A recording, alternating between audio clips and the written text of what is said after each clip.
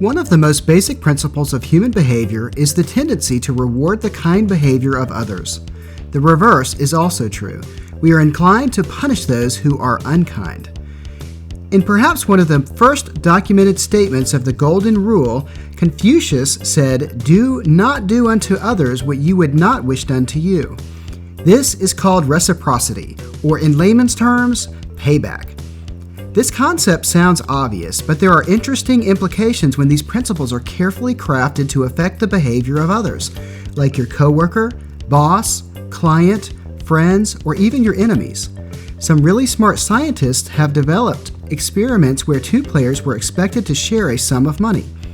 In the most basic form of the game, the first player is allowed to choose a portion of the total pot of cash for himself. Let's say there is $10 on the table and he chooses to keep $6. The remaining money goes to the second player, who can choose to accept the remaining $4 or reject it. If the second player rejects the money, neither player takes home any cash. If the second player accepts the money, both players go home a little richer. A rational second player should accept any amount of cash because no matter what, she makes some money in the deal, even if it is only $1 or even 1 cent. But this isn't what happens. If the amount taken by the first player seems unfair, the second player will punish the first player by rejecting the deal, even though she is punishing herself as well. Human pride and a sense of fairness clouds our judgment. This experiment demonstrates how reciprocity directly affects human behavior. Humans like to retaliate. Similar experiments have demonstrated the reciprocity of kindness. The old saying, "You scratch my back, I'll scratch yours," rings true. So how can you use this human weakness to your advantage? Simple. Give a gift when you don't have to.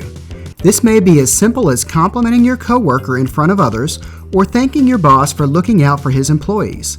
Giving a compliment costs you nothing. To really stir the pot, give your annoying boss or coworker a chocolate bar or even a dozen donuts at the beginning of your next business meeting. With the donuts, he will have to acknowledge your kindness publicly and will feel compelled to share the donuts with everyone, forcing him into a sharing mood. This is when you strike.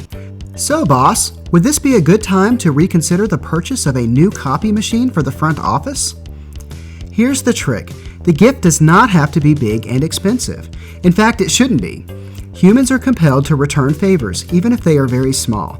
Perhaps you remember the guy who washed your car windshield and asked for a handout, or how the junk mail that arrived with free address labels along with a request to donate to a specific charity perked your interest. Or the free lollipop at the bank, or the free coffee mug that you received for signing up for another credit card. These small gifts aren't really free. They are carefully chosen tools of manipulation. Professional marketers are well aware of the power of reciprocity, and the act doesn't have to be secret or disguised. Studies have shown that doctors are more likely to prescribe specific medicines when provided with free meals or other trinkets from the associated pharmaceutical company. Reciprocity is a very powerful tool. Reciprocity isn't only for big business. It can be equally useful in day-to-day circumstances. The gesture may even be more powerful when it comes at an unexpected time. There is no better way to trip up your enemies than to send them an unexpected compliment or thank you note when they are expecting you to attack. Remember the Trojan horse? The power of reciprocity. Perhaps it is time for you to pick out the person who annoys you most and give them a small trinket with a compliment. But don't forget to ask for something in return.